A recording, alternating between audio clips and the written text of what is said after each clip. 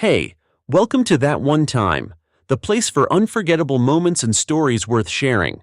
Funny, touching, surprising, just like life itself. Grab a seat, get comfortable, and let's dive in.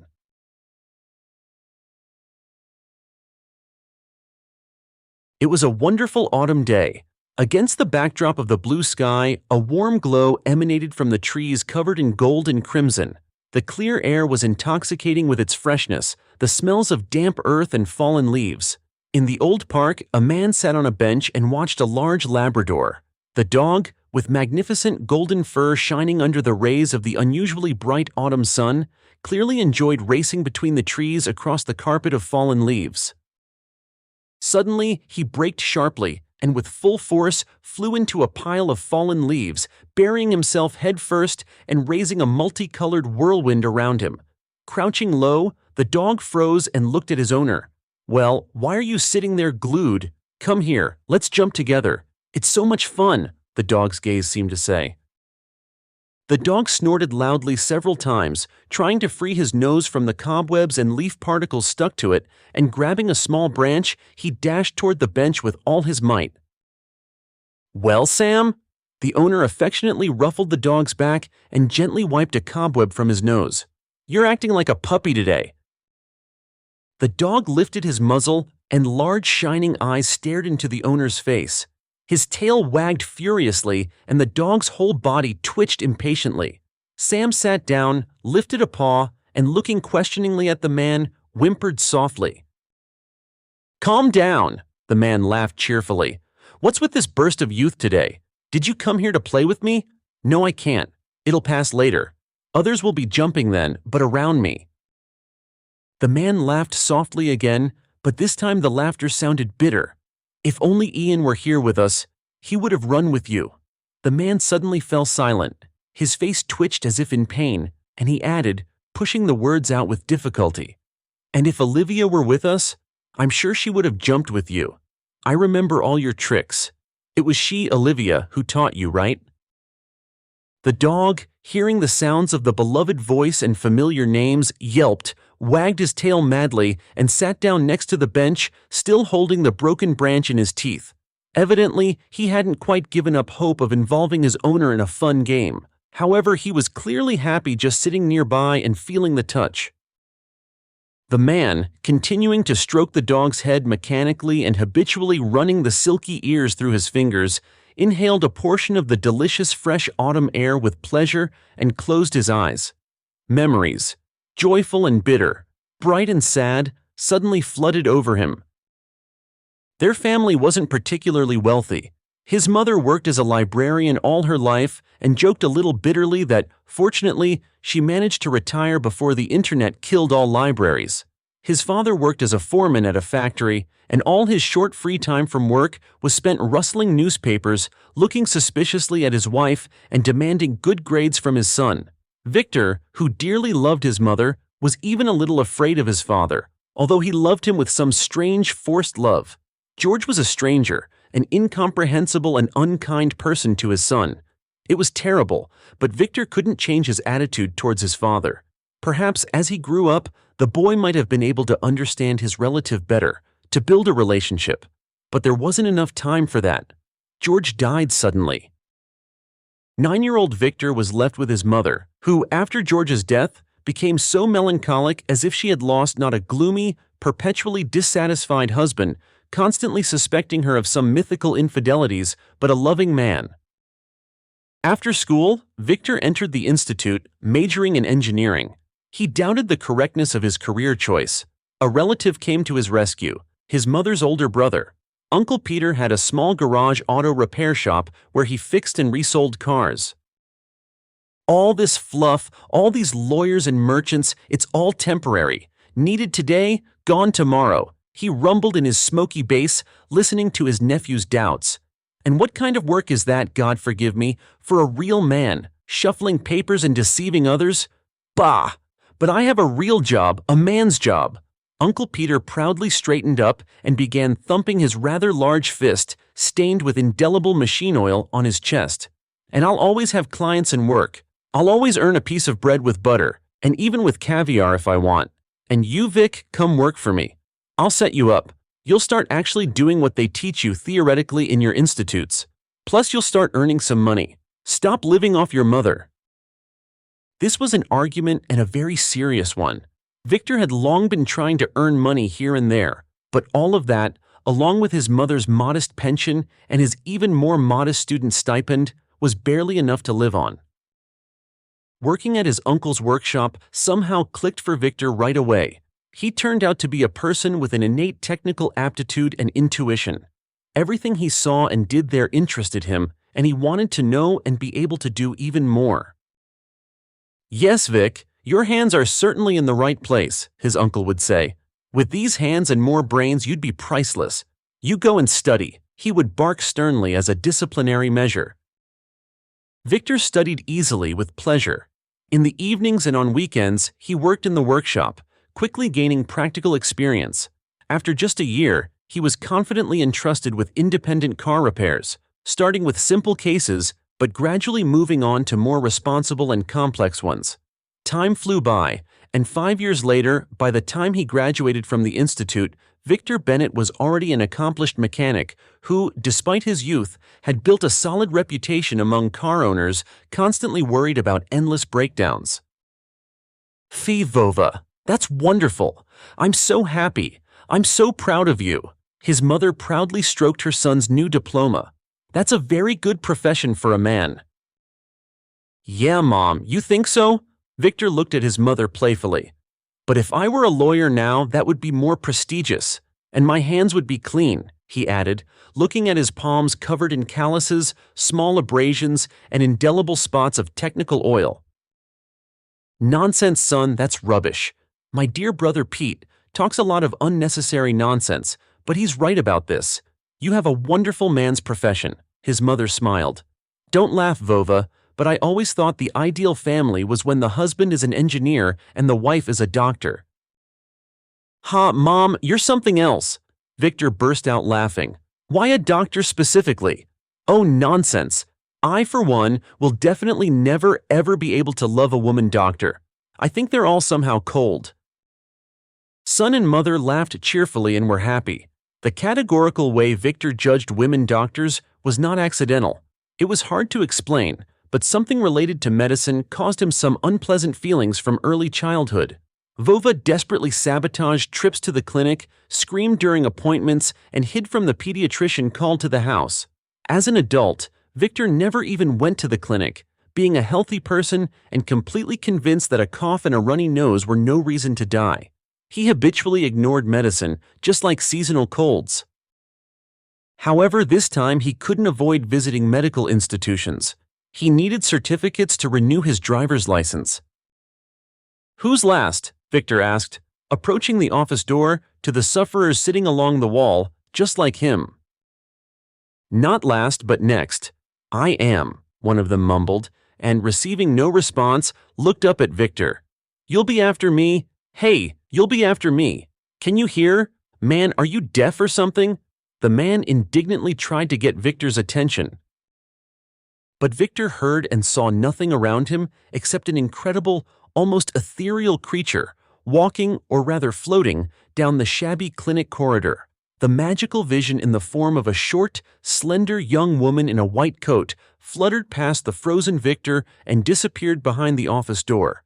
He sank onto a chair next to the angry, next-in-line man in confusion and suddenly felt his heart pounding. He entered the office in a semi-conscious state, glad it wasn't an appointment. A young woman sat at the desk by the window, and the sun's rays, tangled in strands of reddish hair, created a halo effect around her head. "Hello, come in, sit down," a voice that sounded angelic to Victor said. "Any complaints? Are you taking any medications?" she asked without raising her head, quickly writing something on the form lying on the desk in front of her. "What?" Victor asked foolishly, unable to take his eyes off the doctor's golden glow. "Are you taking any medications?" She raised her head and looked carefully into his face. Victor's breath caught, blood rushed to his cheeks, and his legs trembled. What? That was all the unfortunate man could stammer out. "All right, let me see your hands." She decisively approached Victor, who was sitting like a statue, and he caught a light, barely perceptible scent of perfume. "Roll your shirt sleeves up higher. Higher still, please." "Good, you can put them down. Look at me." "No, not like that." She reached out and gently lifted Victor's head, looking intently into his face. "Are you feeling unwell? Just please don't answer that." "What?" Victor predictably said. "All right, Mr. Bennett," she said, looking at his documents. "You are behaving, to put it mildly, a little strangely. What's wrong with you?" She looked very intently into his face again. "I love you, doctor," Victor said, bewildered. The doctor, Olivia, as written on her badge, froze. Her face, professionally focused, suddenly became bewildered. "Do you need this certificate that badly?" she suddenly asked softly, sitting down next to Victor. "I'll write you the certificate, Mr. Bennett. You don't have to go to such extremes for it." "No, doctor, no. Olivia, this isn't for the certificate. This is for life." And Victor, looking straight into her eyes, laughed loudly. A few months later, Olivia and Victor got married. Victor's mother, happy, incredibly radiant with this happiness, constantly caught her son's eye, several times, unable to resist, pointed to Olivia with her eyes and giggled merrily, like a young girl. Their love was not like an all-consuming passion. They didn't need to be with each other every minute, every second of their lives. They didn't demand or expect sacrifice and selflessness from each other. It was enough for them that they had each other, and neither he nor she needed anything more. Although Olivia did try to achieve something from Victor, without success. "You know, Vova, you really should get yourself checked out. This is no joke, and you're not exactly young anymore, let's say." "Well, you've brought problems upon yourself," Victor grumbled. "I was living happily, and now look, a medical examination at home. Olivia, stop it. Everything's fine with me. And anyway, the less you know, the better you sleep." He laughed. "Oh, really?" She shook her head disapprovingly. "Words worthy of a teenager? All right, I won't force you. You're a big boy. It's your life." Olivia still managed to get her husband to undergo an examination. There, they examined him for a long time and tediously, made him sit, lie down, attached some clips and suction cups, and then looked at the results with a thoughtful air. As a result, they told him to avoid heavy exertion and eat less fried, smoked, spicy, and salty foods. In short, everything that tasted good. However, Victor didn't delve into the details at all. He just wanted to calm Olivia down. They also prescribed some pills, which Victor, making an honest face, swore to Olivia he would take regularly and naturally immediately forgot about as soon as he left the house. Victor loved Olivia very much and was completely happy. Olivia, as far as he could tell, was quite content with life and would have been happy too, if not for one but. Olivia desperately wanted a child, but despite all their efforts, a baby remained only a dream for now. "Livy, don't be so upset. We'll get there. What's the hurry?" Victor said, sitting next to Olivia on the sofa. "My own parents had me when they were almost 40. And look, I turned out just fine. Do you have any complaints about me? Only substantial ones, please." "Jokester!" Olivia lightly tapped her husband's head with her fist. "Always joking." "Well, yes, you certainly have no reason to hurry." Olivia shook her head sadly. "You, my dear man, are like men and wine. You only get better with age. But I'm a woman, you see. I only get older with the years." "Olivia, what nonsense! Where did you pick up this foolishness?" Victor looked at Olivia in surprise. "It's not foolishness, it's the truth, Vova. You know what they call women like me in medicine if they're expecting a child?" Olivia looked at her husband questioningly. "Elderly primigravida." She pronounced the unpleasant word clearly and smiled bitterly. "So you have everything ahead of you. But I need to get moving. And you too, by the way." Olivia shook off her gloom and, as was her custom, ended the heavy conversation with a joke. "Hear that, my beloved husband? Get moving." She jumped up from the sofa and stood before him, fists on her hips. Victor looked at Olivia, girlishly slim, slender, light, with a mass of red hair that hadn't faded at all over the years. He looked at her dear face, looked into her eyes, in which, as one of their friends said, devil's dance, and felt a familiar, demanding, irresistible desire that hadn't diminished over the years. He jumped up, grabbed his beloved, and the higher powers seemed to have heard this conversation.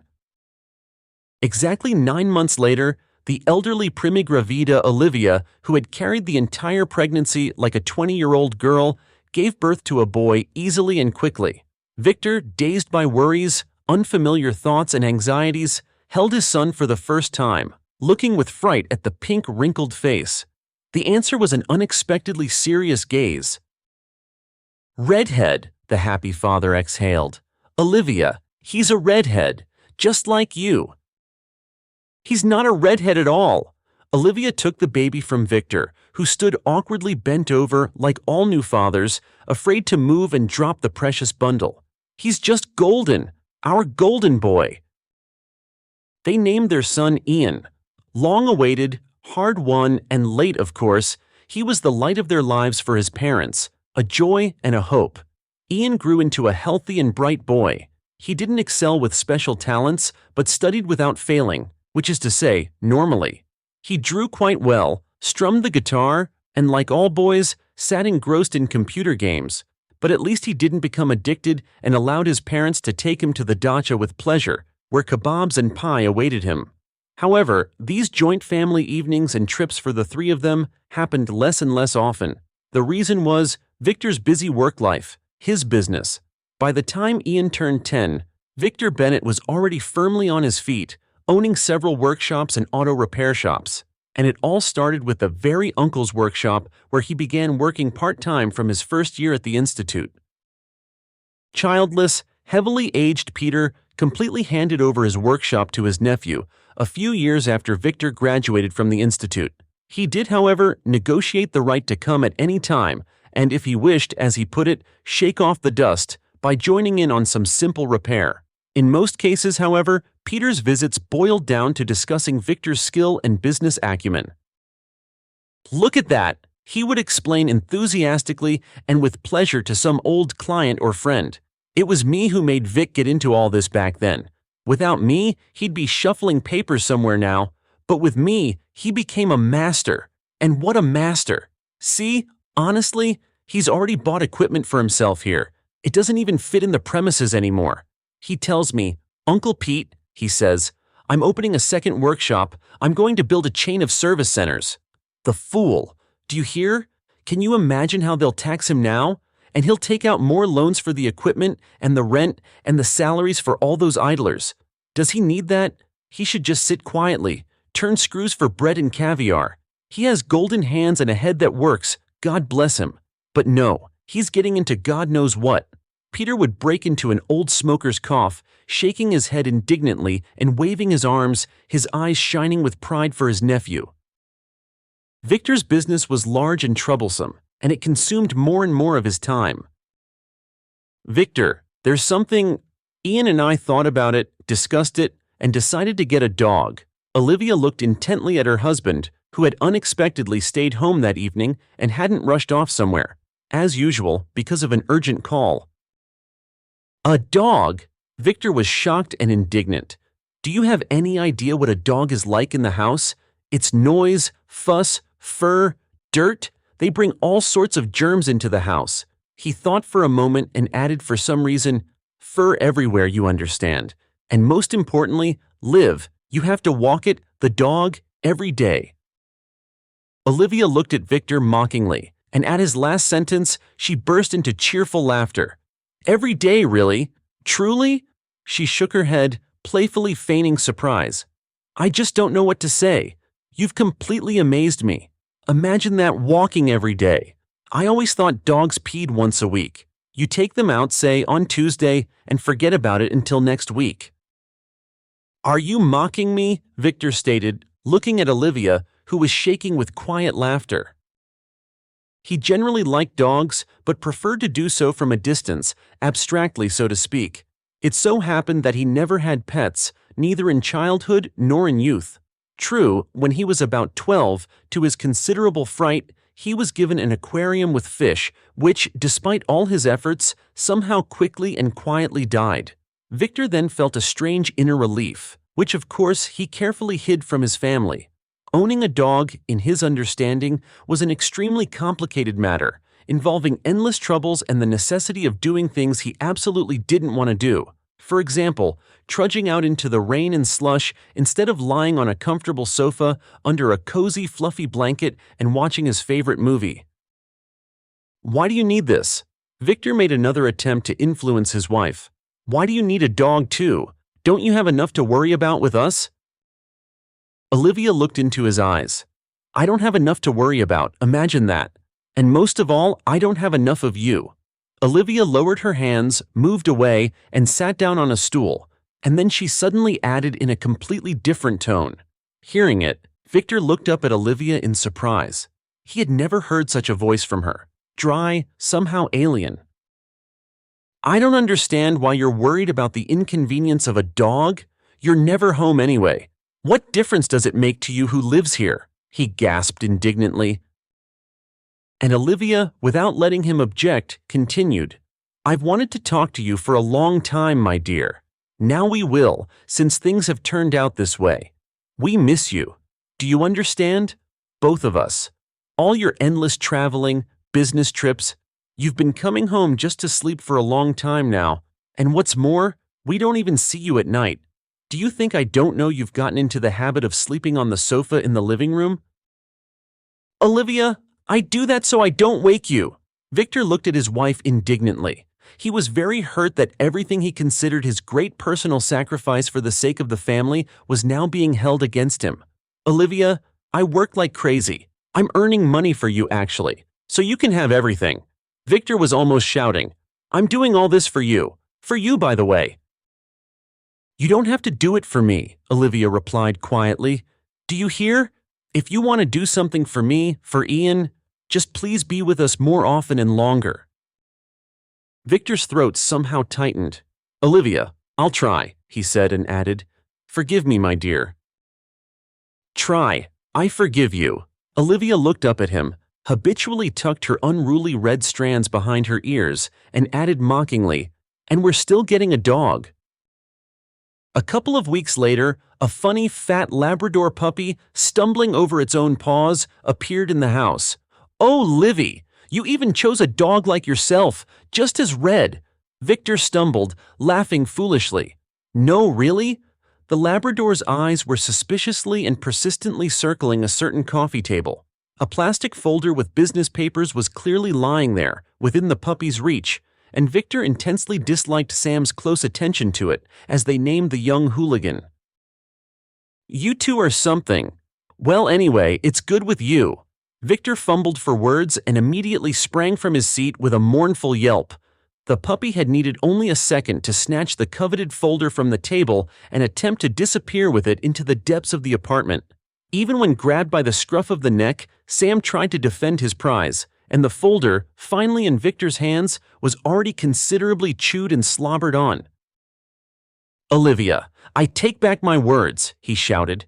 With you, yes, it's good, but with this parasite, it's impossible. What a scoundrel!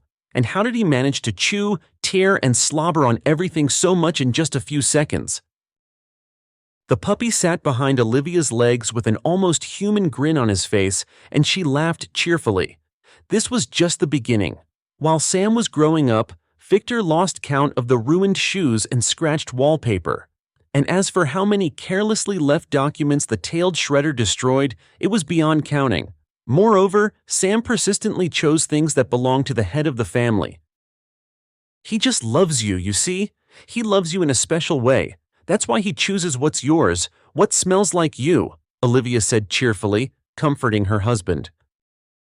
Well, then I'm the one who should beat him, Victor joked grimly, sadly examining the latest evidence of the puppy's special love for him.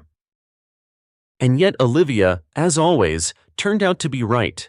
Sam became a true friend to all of them and even brought their already happy family closer together. Everything collapsed in an instant. Olivia was hit by a car driven by a drunken, snot-nosed kid. She was taken to the hospital in critical condition, where she died a few minutes later. Victor learned of Olivia's death by phone. They called him from her mobile phone. Livy, darling, hi, he shouted into the receiver. answering the call. "Liv, listen, you're always scolding me. But imagine, I threw caution to the wind and bought tickets for the three of us to the sea. See, we're flying on Monday. Come on, arrange your leave at the hospital right away. Liv, Olivia, hello, can you hear me?" He suddenly fell silent, feeling rather than hearing the suspicious silence on the line. And suddenly he became scared. The silence abruptly turned into something sticky and suffocating. It seemed to envelop him, making his heart beat faster and faster. "Excuse me," an unfamiliar male voice said on the phone. "Are you Victor Bennett?" "Yes," Victor croaked in reply, his voice suddenly hoarse. "And who is Olivia Bennett to you? Is she your wife?" "No, that's my wife," he replied, not understanding the word wife in the sense of spouse, not comprehending anything. What was his Olivia a spouse? A spouse was something large, awkward, tiresome, like an old wardrobe. But Olivia was his wife, his beloved, his friend, his sunshine, his happiness for life. "I'm very sorry, but I have to inform you. There was an accident. She died without regaining consciousness. Unfortunately, there was nothing we could do."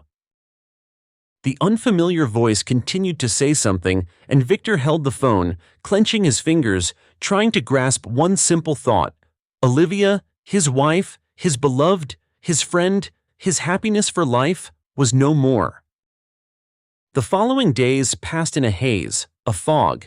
He went or drove somewhere, did something, responded to words, handshakes, calls from people, and he couldn't shake the feeling that a double was doing all this, while he, the real Victor, was watching everything from the outside.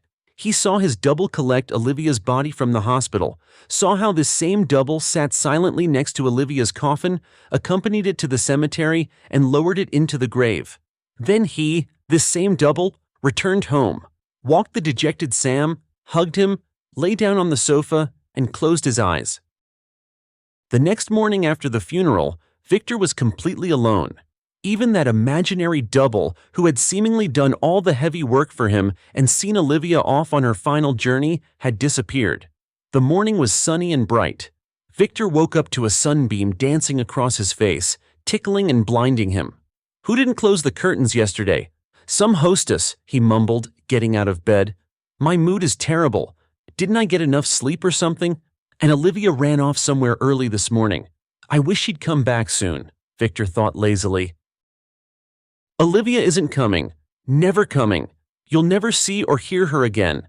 Never." A thought flashed mercilessly in his head, and as if in response to that thought, something tore in his chest with unbearable pain, seemingly crushing his ribs and tearing his insides. A frightened Sam darted around his owner lying on the floor, yapping softly. A frightened, sleepy Ian ran in at the sound of his cries, called an ambulance, which fortunately arrived on time. After suffering a heart attack, Victor, thinner and quieter, realized he would have to learn to live again. Learn not to wonder in the mornings why Olivia wasn't calling them for breakfast. Learn to stop waiting for weekends to rush out of town with Ian and Olivia, taking Sam along. Not to remember that he shouldn't put on that American movie because Olivia couldn't stand the actor in the lead role.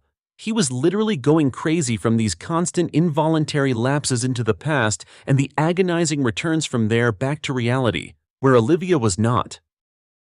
Having regained a little strength, Victor began going not to the office but to the auto repair shop, and the old faithful work, to which he had been devoted for so many years, reciprocated. It welcomed him like a good friend, occupied his hands, time, and thoughts. Victor gladly pulled on the old oil-stained overalls he hadn't worn for many years, and to the astonishment of the mechanics and everyone else who looked at him like a demigod, climbed into the inspection pit. At first, the service workers looked at him with surprise. They felt awkward in his presence. In their eyes, it was clearly written, "What whim has seized him? This is nonsense. The man has more money than he knows what to do with, and he's sitting under cars up to his ears in machine oil. All his fingers are bruised. He's eating some rubbish. It's all incomprehensible, strange. And besides, he's hanging around here unnecessarily. Now we can't even sneak out for a smoke." Days passed, months went by, and he continued to work regularly in the auto repair shop for several hours a day alongside everyone else. Having become accustomed to the owner's presence, the workers greeted him warmly and sincerely and called him Mr. Bennett among themselves. If he, busy with his main large affairs, suddenly didn't come to the workshop, they understood that they already missed him. "Mary, hi," the mechanics would shout to the incredibly beautiful female secretary from the central office. "Does the boss need you? He's in the third bay today." Mary would habitually rush in the indicated direction with a stack of documents. Work binges. That's what the company employees jokingly called the times when Victor disappeared into the workshop. "He's lost it." Uncle Peter, quite old now but still working, diagnosed Victor. "Vic, you were a fool, and you've stayed one, even though your head is gray now. You're the owner. What are you rattling around with metal here for?" "What am I supposed to do? Rustle papers?" Victor snorted. "And who taught me all of my life that I should be doing a man's job?" "Well, I'm not taking back my words, but well, the uncle was clearly flustered. "It's still somehow wrong. It's because you're alone. You're lonely. That's why you're acting out. You need a woman." Peter, with his bluntness and directness, hit the sorest spot. Victor was indeed very lonely. When Olivia was with him, he wasn't alone for a single second of his life. He felt they were together, even if Olivia was far away. But the pain was there. His mother and Sam, of course, were nearby, but his son, his only beloved, precious one, did not fill the emptiness that had appeared in his father's life. Olivia's death, for some reason, did not bring Ian and Victor closer, as it seemed it should have, but on the contrary, it separated them. 16-year-old Ian, after grieving for his mother loudly and demonstratively, withdrew into himself, into his own world. To his father's attempts to talk, to get closer, Ian replied with rude frankness, "Dad, let's be honest. You can't replace Mom anyway, and you were always just a so-so father. No, I have no questions about money and all that, honestly, but don't try to get inside my head." Victor learned. Ian behaved quite decently, didn't demand anything extra, had no bad or suspicious habits, but the feeling that he was living in the same apartment with an almost stranger, a completely unknown person, did not leave Victor. "He should have been beaten black and blue," Uncle Peter, as always, stated simply and categorically. "But now what's the point?" And only the faithful Sam, waiting for Victor at home, wildly happy at his owner's arrival, reminded him of his past happy life. On one of his binge days, Victor finally kicked out the office workers who had been bothering him with various questions from the workshop and happily immersed himself in a complex engine repair. The work completely absorbed him, and he didn't immediately notice the female voice coming from the small manager's office. "I called. You booked me for a repair, and now you won't take my car? This is outrageous. I won't leave out of principle, do you hear?" "Hello." Victor, wiping his hands as he went, approached the workshop manager, Gary, who was listening to the woman with a suffering expression on his face. The lady, by all accounts, was very irritated and accompanied her words with energetic gestures. "May I ask what happened?" He looked at the woman and smiled warmly. It wasn't hard to smile at her sincerely, though. Despite her nervous state, the lady turned out to be a pretty young woman of about 25, with huge gray eyes, a turned-up nose, and long, fluffy blonde bangs that she constantly blew out of her face with a funny, loud exhale. "Hello," she turned sharply to Victor. "Another specialist. Am I supposed to tell my story to everyone here? Maybe instead of chattering, one of you will actually get to my car?" "My dear girl," Victor said softly, and was inwardly very surprised by the thoughtlessly yet completely sincerely spoken word. After Olivia's death, he hadn't felt anything remotely resembling emotion towards any woman. "I'm not your dear girl," the lady interrupted him decisively. "All right, not dear. Miss," Victor didn't let himself be thrown off. "Let's calm down and figure out the situation. What happened?" "Tell it again," she gasped indignantly. "Gary!" Victor looked questioningly at the manager standing beside him, who had been staring at the problem all this time. "Mr. Bennett, it's simple." Gary stepped forward decisively. "The woman—" He glanced at the sheet of paper he held in his hand. Emily did indeed book an appointment with us, but unfortunately, she incorrectly stated the make of her car during the phone call. And now it's all clear. I tried to explain to the lady that we can't repair her car because we don't have the equipment for cars of that make. She needs to go to a dealership service center, but Emily doesn't want to listen to me. Well, Gary threw up his hands, his whole demeanor indicating what he thought of certain ladies who didn't understand a thing and didn't want to listen to sensible people. Understood. Victor, having listened to Gary, turned his gaze to the woman and smiled slightly. Emily, I got that right, didn't I? I'm afraid we really can't help you, but I'll write you the address right now. I'll call there and I think… Listen, I don't care what you think. Your sign says auto service, right? She pointed expressively at her car. Car? Right? So what? She looked at Victor ironically. So you're going to fix it? Emily, please understand. It's in your best interest. Victor paused for a few seconds, searching for arguments. If, God forbid, you suddenly get a toothache, you'll go to a dentist, not an ophthalmologist, right? And if by mistake you accidentally end up at an ophthalmologist's, you wouldn't demand that he fix your tooth anyway, would you? Gary snorted, trying to stifle his laughter. What nonsense, the woman muttered, feigning inflexibility, although it was already clear that she was tired of arguing. But she decided to have the last word. Fine, I promise I won't let this go. I'll complain to your superiors, and not some manager or some other boss. I'll complain to your owner, the proprietor, I don't know, in short, whoever is in charge here. Really, it's simply unbelievable. A client comes in and they refuse her service. What kind of business is this? She looked indignantly at the workshop employees, who were now openly laughing, having started listening to the conversation and eagerly awaiting the outcome. Well, that's your right. In that case, so as not to delay matters, allow me to introduce myself, Victor began.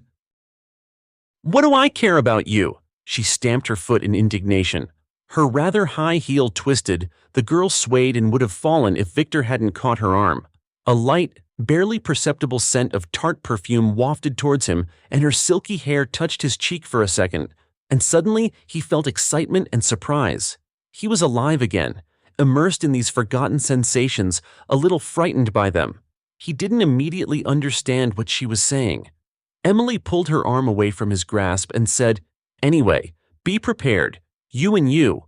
She quickly pointed a finger at Gary and Victor. I'll make sure you're fired. Clear? She looked back indignantly at the mechanics, who were now openly roaring with laughter. The next day, he was working in his office at the firm's central headquarters and was hardly surprised when the door burst open and Emily stormed into the room, a stubborn expression on her face. Hello, I assume you are the owner of the auto repair shop on Veshniakovskaya Street? She sat down decisively on the chair opposite him. Well, I have to tell you, with workers like those there, you'll soon go bankrupt. I bring my car in and they refuse to take it. My model, you see, isn't the right one. They've gotten completely out of hand, especially one guy there, not young. Instead of doing his job, he decided to get to know me, as if I care what his name is. And…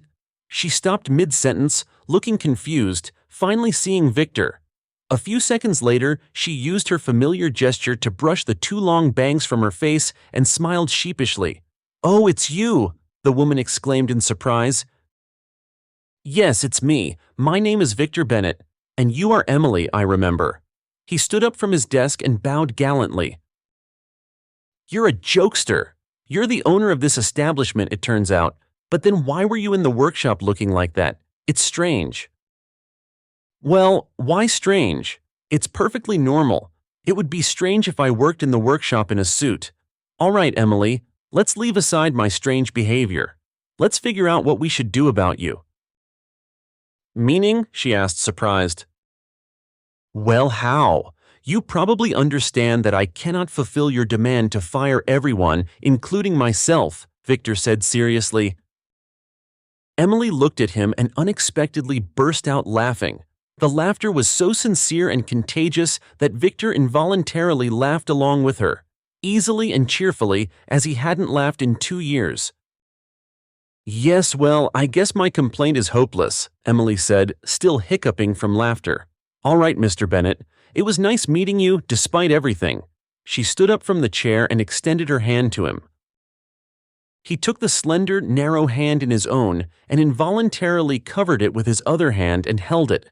"Emily, Emily, forgive my forwardness, but perhaps you would agree to have dinner with me, as compensation for not repairing your car. After all, I must respond to your complaint, mustn't I?" he said, surprised by his own words. Victor suddenly, for the first time since Olivia's death, wanted to talk to a woman, to touch her hand again, to feel the light, subtle scent of perfume with some unusual tart note. For Victor, this was a completely new sensation. All his life, only two women existed for him, his mother and Olivia. All other representatives of the weaker sex, even the most beautiful and intelligent, were just people to him. He was hopelessly lost to romantic adventures. Female charms which were tried on him repeatedly simply had no effect. He loved Olivia, wanted to be only with her, and thoughts of experiencing any new sensations related to women simply didn't occur to him. "Well, if there's one thing I'm sure of, it's Vova's loyalty," Olivia used to laugh. "Your husband, by the way, is a catch. Where is he now? Do you even know? At work, you say? Oh, really? Watch out. You'll sit around in your sweatpants and they'll steal your man." "Well, if they steal him, then that's fate," Olivia would reply philosophically, but she was being cunning. For some reason, she was completely confident in her Vova, and every day in his eyes she saw that her confidence was justified. "So, do you accept the offer?" He looked into Emily's face and smiled. "You know I do," Emily suddenly replied. 20-year-old Emily was charming. At the same time, she made no attempt to make any special impression on Victor, to charm or seduce him. She seemed completely unconcerned about whether her hair was lying right or if she had eaten all her lipstick along with her steak. By the way, Emily had an excellent appetite, and for the first time in 2 years, Victor ate with real pleasure in her company. Despite the age difference of more than 20 years, they found an astonishing number of common topics for conversation. For example, Emily learned about Sam the Labrador and was absolutely delighted, turning out to be an old dog person. Despite the somewhat scandalous start to their acquaintance, Emily turned out to be a light-hearted, cheerful, kind person. "I don't know what came over me," she laughed, recalling the scene she had caused at the workshop. "Truly, I've never acted like that before. It was as if I'd gone off the rails. Please forgive me, Mr. Bennett." "But first of all, not Mr. Bennett, but Victor." "We agreed, Em," Victor gently chided her. "And secondly, because of your spectacular appearance, I'm glad things turned out this way." "And I'm glad, very," Emily suddenly replied. A year later, Victor, looking younger with shining eyes and straightened shoulders, sat in his office holding a small velvet box. Inside lay a magnificent ring, a ring for Emily. "I love her. I love Em," he thought. "Maybe as much as Olivia once, or almost as much. I don't know. What's the point of comparing? I just want her to be by my side as my wife. Always. Or at least for as long as it works out." He became agitated, jumped up, and paced the office. "Okay, what if she says yes? What if she just ignores my age, everything, and says yes? Em, she's like that, she might. What will I do?" Victor was afraid to voice the most important, essentially the only problem, Ian. Ian and his possible reaction to all of this. To Emily. To his father, who had suddenly decided to continue living, not just see out his days. "Son, I need to talk to you." Every word was a great effort for Victor. He couldn't sit still, jumped up and paced the room. He went to the window, deliberately, slowly and neatly adjusted the fold of the curtain. Then he walked back to the armchair he had just been sitting in, sat down, but got up again after a couple of seconds. Ian hadn't uttered a word all this time, watching his father. The silence was clearly dragging on. "Dad," Ian finally said, "maybe you'll tell me what you wanted?" "What I wanted to say?" Victor repeated senselessly, nervously smoothing the perfectly ironed collar of his shirt. His hand was visibly trembling. "Ian, well, it's hard for me to tell you this, but I want to be honest with you. I really hope you'll support and understand me. In short, I've met a woman. Victor finally said what seemed to him to be the hardest words of his life. She's good, smart, decent, beautiful. In short, I like her very much, and it seems, strange as it may sound, she likes me too. I'd like to introduce you to her, Victor mumbled, not daring to look up at his son. What about Mom? Came a voice from above him. What about Mom? Ian. He finally looked into Ian's eyes. Mom isn't here anymore. She hasn't been for a long time. I loved your mother very much, son. Very much. And I still love her and miss her terribly. You know that perfectly well. Miss her? Really? Well, imagine that, Ian snorted ironically. But I see that doesn't stop you from having affairs. Don't you dare talk to me in that tone. Victor found the strength to look sternly at his son. And choose your words, please. Listen, Father. Ian called him Father for the first time in his life, not Dad, and this unfamiliar, somehow alien, as if forged word unpleasantly cut into Victor's ears. Maybe this is some kind of joke? You're playing a trick on me, aren't you? Come on, admit it. No, Ian, I'm not playing a trick on you. This isn't a joke. I really want to introduce you to Emily. I don't want to meet any Emily, the boy shouted. Not Emily, but Emily, Victor corrected his son. It doesn't matter. Emily, Mary, Karen, or whatever. I don't care. I don't give a damn, understand? Don't you dare bring her here. Got it? Ian yelled. All right then. Victor stood up from the armchair and strode around the room. He barely restrained himself from slapping his son.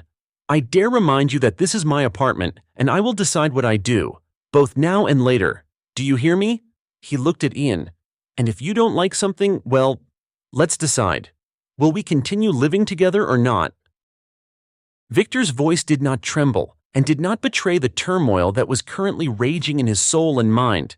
It seemed he managed to appear decisive and firm because Ian stopped shouting and watched his father intently in silence, and then suddenly blurted out, Are you really going to kick me out of the house because of some… Careful, Ian. Victor sharply interrupted his son. Careful. Think before you say something that can't be forgiven or fixed later. Dad, what are you doing? You're already over 50, and your heart is acting up. Ian had obviously changed tactics and brought forward the heaviest, most ruthless arguments. What kind of courting can there be at your age? It's time for you to retire. Think about your pension. And you suddenly decided to start chasing women in your old age. Ian was almost shouting, having completely crossed all boundaries. Victor listened to his son's hysterical outbursts. Of course, Ian, overwhelmed by resentment and jealousy towards an unfamiliar woman, was clearly overdoing it, with the maximalism with which 16-year-olds judge older generations. The boy was talking utter nonsense, and yet Victor clearly understood what a wall of rejection and misunderstanding he was about to face. My God, what am I doing? Victor suddenly thought clearly, continuing to listen to Ian's shouts. What am I doing? She's half my age. And Ian's reaction is typical. Everyone will think, if not say, the same thing. Absolutely everyone. Yes, yes, of course I'll marry you, Vova, Emily exclaimed with delight, throwing modesty aside. I really want to be your wife. Thank you, Em. I'm so happy.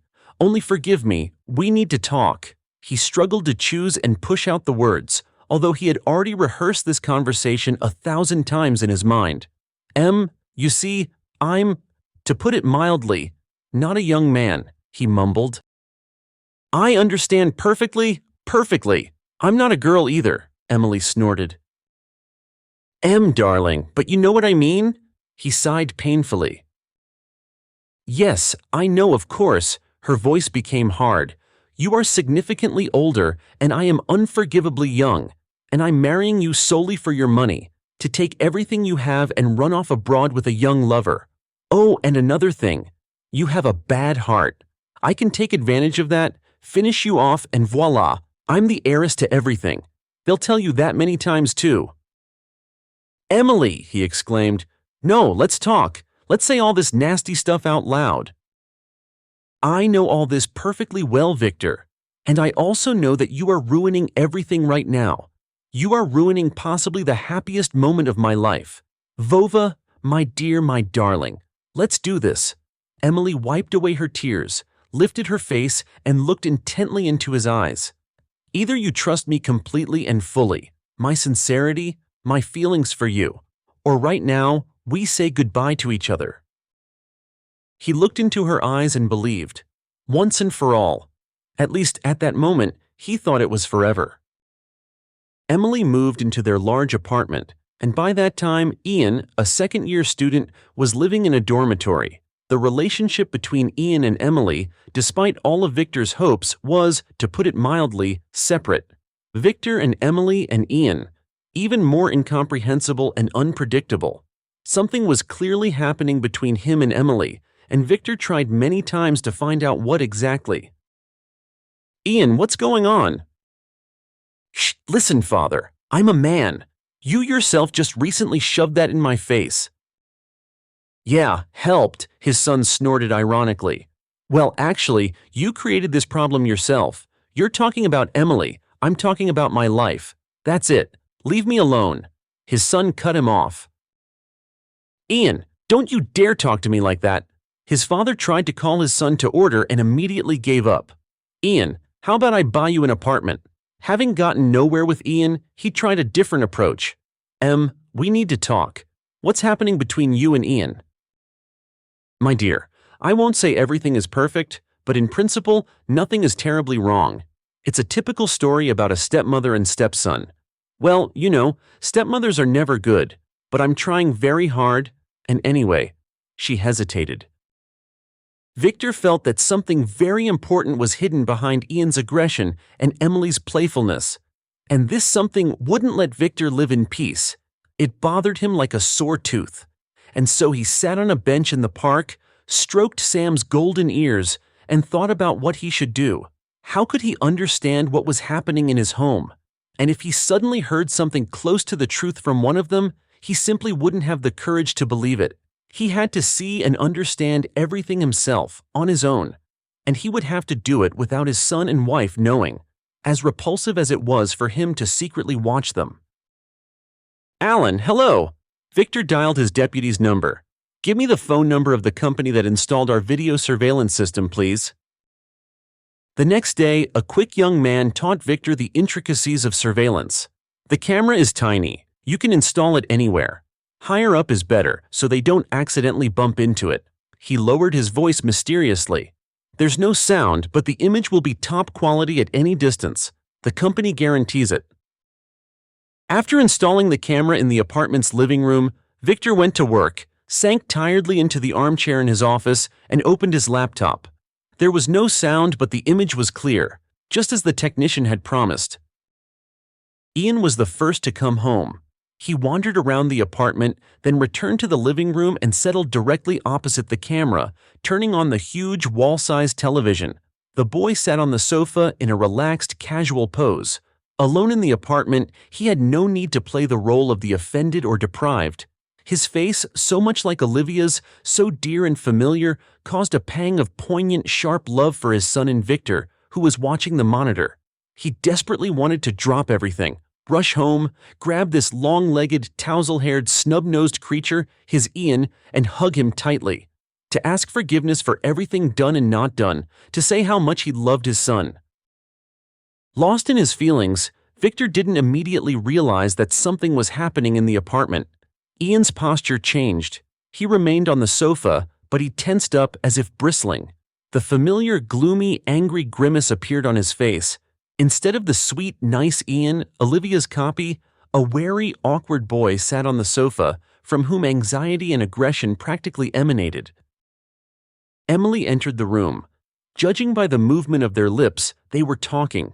Emily smiled slightly, apparently asking Ian something. He, lounging further on the sofa and putting his feet up on the glass table, put on a crooked smile and evidently replied, squinting and barely opening his lips. Emily turned and left the room. Victor couldn't hear what they were saying, but one thing was obvious. Ian was not at all like a miserable outcast with a cruel stepmother sufferer, and Emily clearly hadn't turned into a fury in her husband's absence. Rather, it seemed that Ian was behaving in his usual rude manner, and Emily was trying to smooth things over with patience and calmness. Victor, not knowing why, continued to watch his son sitting in the living room. Ian suddenly looked in the direction Emily had gone, stood up, and with cautious movements, clearly trying not to make noise, moved towards his father's study. Disappearing from the frame, he reappeared on the monitor a couple of minutes later. One hand was thrust into his jeans pocket, and it looked very much like he had just put something in there. A familiar dull ache started in his chest on the left. Victor gasped. At that moment, he suddenly felt like an ancient old man who didn't even have the strength to move his legs.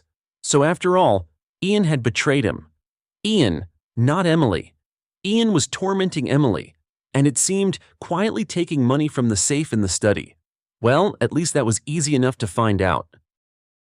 That same evening, upon returning home, Victor discovered that a rather substantial sum had significantly diminished over the few weeks he hadn't looked in his safe.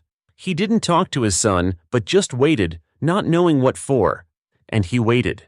A few days later, he saw Ian carry a small rectangular box out of the study, in which Olivia's few but expensive jewels, which Victor had given her, were kept.